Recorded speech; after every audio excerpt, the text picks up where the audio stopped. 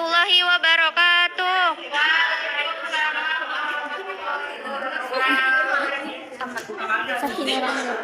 Selamat pagi semuanya.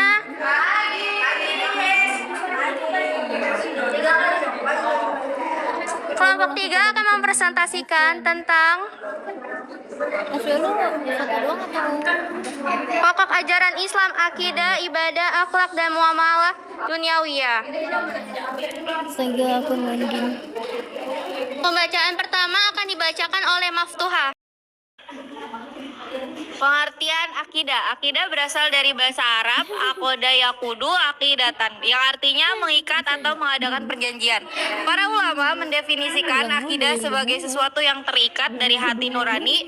Menurut istilah, akidah adalah suatu pokok atau dasar keyakinan yang harus dipegang oleh orang yang mempercayainya.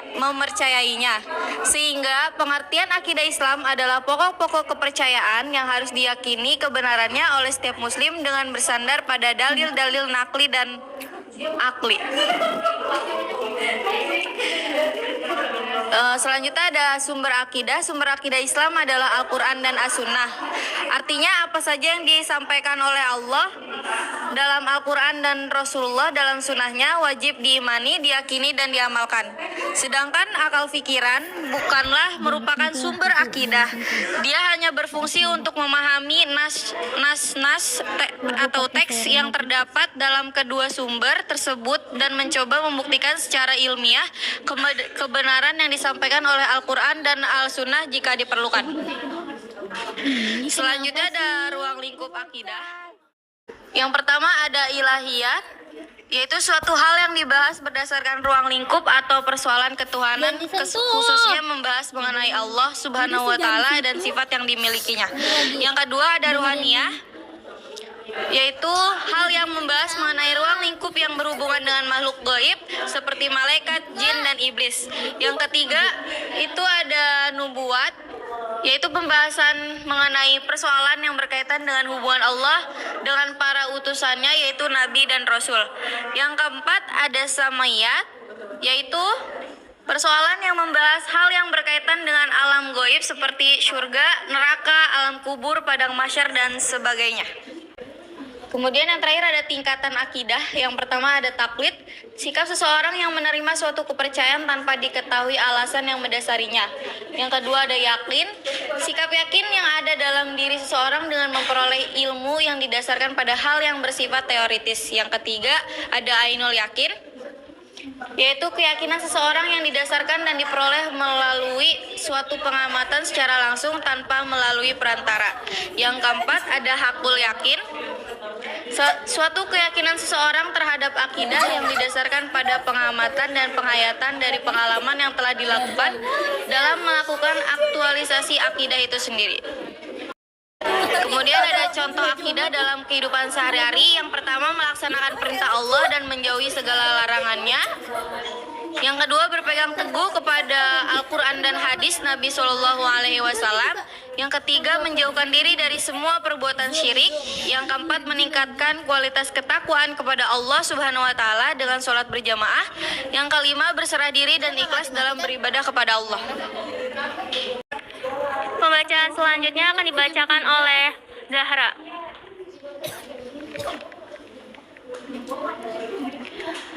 Saya akan menjelaskan tentang ibadah. Pengertian ibadah adalah menggambarkan perilaku mendekatkan diri kepada Sang Pencipta atau Tuhan. Perilaku dari ibadah adalah dilakukan secara rutin atau terus-menerus sampai waktu yang tidak ditentukan. Tunduk kepada segala perintah dan larangannya. Dalam Kamus Besar Bahasa Indonesia atau KBBI, pengertian ibadah adalah perbuatan untuk menyatakan bakti kepada Allah Subhanahu wa Ta'ala yang didasari ketaatan mengerjakan perintahnya dan menjauhi larangannya. Jenis-jenis ibadah. Dalam buku Ustadz Isnan Anshori LC, Silsilah Tafsir Ayat Ahkam, ibadah dikategorikan menjadi 4 jenis berdasarkan perbuatannya, yaitu sebagai berikut. Yang pertama, ibadah qalbiyah.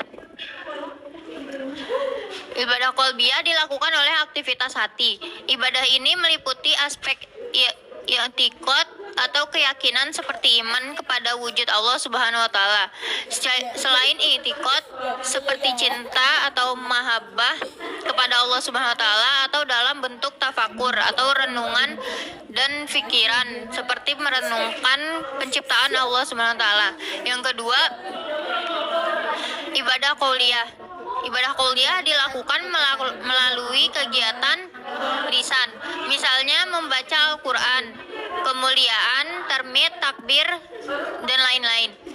Yang ketiga, ibadah amaliyah. Ibadah amaliyah dilakukan melalui aktivitas anggota badan. Contohnya termasuk sholat, puasa, dan gerakan haji. Yang keempat, ibadah maliyah.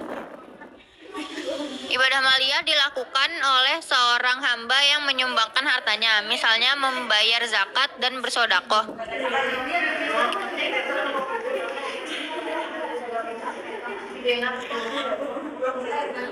Nabi Muhammad SAW pernah bersabda, Islam dibangun di atas 5 perkara, yaitu syahadat la ilaha illallah dan Muhammadan Rasulullah, menegakkan sholat, menunaikan zakat, haji dan puasa Ramadan.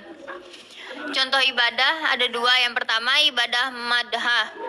Ibadah yang telah ditentukan dan menjadi syariat bagi umat Islam. Dengan kata lain, hubungan manusia dengan Tuhan. Contohnya adalah ibadah sholat, zakat, puasa, dan haji dinamakan ibadah madhah. Yang kedua ada ibadah ghairu madhah. Ibadah ghairu madhah merupakan segala perbuatan yang mendatangkan kebaikan dan dilakukan dengan niat ikhlas kepada Allah Subhanahu wa taala. Ibadah ini juga dilakukan antar sesama manusia. Contohnya silaturahmi, menjenguk orang sakit, sedekah, mencari ilmu, bekerja, membangun masjid, menolong orang, dan perbuatan baik lainnya. Pembacaan selanjutnya akan dibacakan oleh Lia.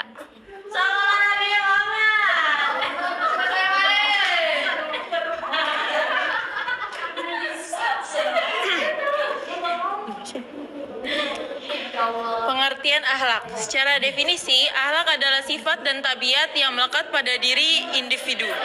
Wujud dari akhlak adalah perbuatan yang dilakukan sehari-hari, tanpa banyak pertimbangan atau pemikiran panjang. Hal ini dikutip dari buku Akidah Akhlak tahun 2014 yang diterbitkan Kementerian Agama Republik Indonesia. Dilihat dari segi bahasa, akhlak berasal dari bahasa Arab yang diserap dalam bahasa Indonesia, yang dalam bahasa Arab kata akhlak merupakan jama dari khulukun yang mengandung arti tabiat atau sifat yang telah terbentuk dalam diri manusia tanpa dikehendaki atau tanpa kemauan atau tanpa diupayakan. Adat atau sifat dalam diri manusia yang diupayakan melalui latihan, yakni berdasarkan keinginan dan watak. Jangkauannya meliputi hal yang menjadi tabiat dan hal yang diupayakan sehingga menjadi adat kebiasaan. Secara singkat, akhlak adalah yang berarti kesopanan dan agama budi pekerti. Jenis dan contoh akhlak ada 2, yaitu akhlak wadiyah dan akhlak Islam. Pengertian akhlak wadiyah adalah norma-norma yang diciptakan oleh manusia untuk mengatur tindakan dan perilaku seseorang di masyarakat. Akhlak wadiyah diciptakan serta digunakan untuk kemaslahatan bersama agar terciptanya kehidupan yang damai, tentram, dan terarah.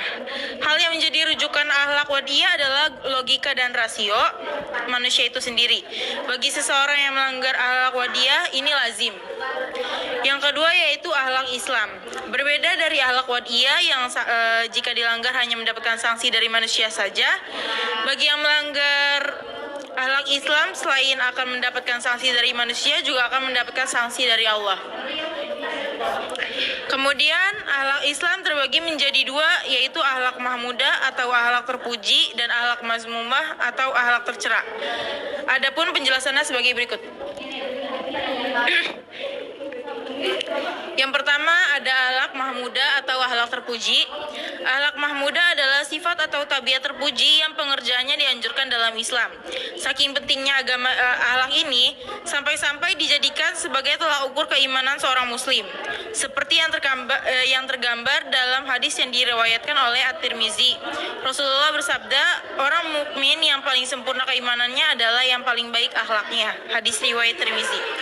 Yang kedua yaitu akhlak mazmumah atau akhlak tercela.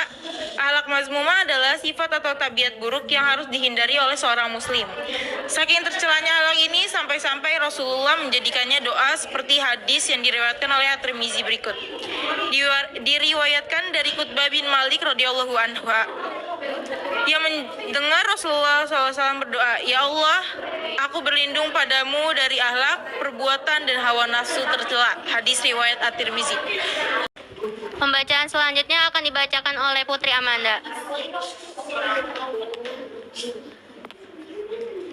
Pengertian muamalah duniawiyah. Di dalam Islam, transaksi lebih dikenal dengan istilah muamalah. Adapun pengertian dari muamalah itu sendiri adalah suatu kegiatan tukar-menukar barang yang memberikan manfaat tertentu. Pada dasarnya, ada banyak sekali kegiatan yang termasuk ke dalam muamalah, sehingga bagi umat Islam bisa memilih macam muamalah yang sesuai dan saling memberikan manfaat satu sama lain. Berikut adalah larangan dalam transaksi muamalah. Yang pertama, larangan melakukan kecurangan pada timbangan, kualitas, takaran, dan kehalalan. Yang kedua, larangan menggunakan transaksi dengan cara zalim. Yang ketiga, larangan melakukan kegiatan riba. Yang keempat, larangan berspekulasi atau berjudi. Yang keempat, larangan menggunakan cara yang tidak benar. Dan yang terakhir, larangan melakukan kegiatan bertransaksi barang-barang haram. Berikut macam-macam jenis muamalah. Yang pertama ada jual beli, yang kedua ada khiyar. Khiyar dibagi menjadi 3 jenis, yaitu khiyar majis, khiyar syarat, dan khiyar aibi.